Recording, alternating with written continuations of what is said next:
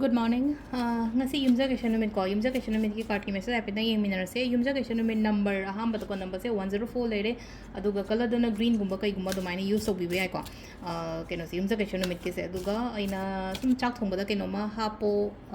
kaina haina ko adu taraga di hadi any green color gi mana masing gumba kai gumba ai tare ko amma maming gi oina hapo ko adu duma to bi are ko do aham bada ko gi card ki message yeng se aduga timing of ba ha pe yeng se wang singa si gi oina timing of ba se kai kai lege ha bado adu duma su yeng minner se ko ma'am.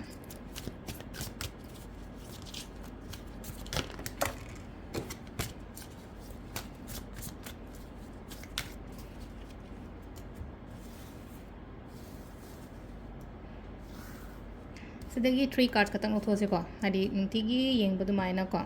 card number 1, card number 2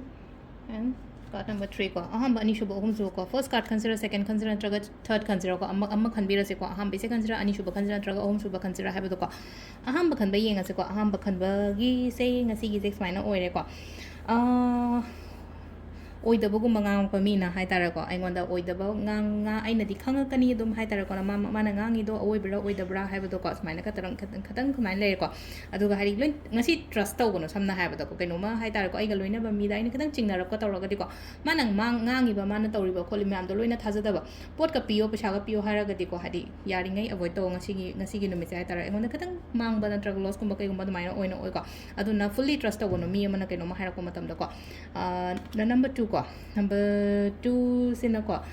kaino di tawe ko sta thabak to matam da ko ki roi ko ngasi je kenom cha toine kana khalaga di confident ka myam le raga hai tare ko ina cha tori ba thabak tu success le yo success o yo hai tare ko success victory kari crash ko myam se le jari ko yamna aina honari ba hai tare ko yamna aina na hange hona jari ba kholi ba myam do phajana hai tare ko hajik su dum focus tawraga hai di honari ba do aduna overall number 2 ki card ki oina haraga di ko honaba kanba aduga aina honari ba kholi myam je hai di loina ma ingoda mai pak ko ko mai oina oi ko number 3 ko number 3 sina amuk lai no ko silai se ko ngasi gi oina aingonda kainoma proposal ni khangde business ki matang da ni khangde mina thabai khang kainoma hangak pani khangde amani khangde adumaina oina lai ko sidana mu hadi ko aingonda giving gumba la ko do hadi pot ama hai tare ko ai gi mai ge da hai tare ko smaina hadi kainoma tawo kai nang sim to sangira ko changira kaina adumaina ga taro pa lak ko pa dum ba khale gena proposal gumba in hai je ko mi da oi tar ga zo hadi propose gumba taro ko pa du ma le ko ngasai gi adu na traga na mu hadi thabai khang da leina ko thabai khang da business ta kai da adumaina gumba aingonda arak pa aingonda phangba khot pa adumaina khara le ri ko aduga timing sina ko ayuki mari makhai dei ko ayuki mari makhai dena pung tarai ka min yang khai phang le re adagi mapan ga mini kuntra ma thoi dena sina ayuki ni ko ayuki ngata ni ko mapan ga mini kuntra ma thoi dena trama thoi ga mini trama thoi phang le re ani ga mini kuntra ma thoi dena pung manga ga mini yang khai ma thoi phang le re ko adagi mu tarai ka mini trama thoi dena pung trama thoi ga mini trama thoi phang si sina ahingi aduga mathangi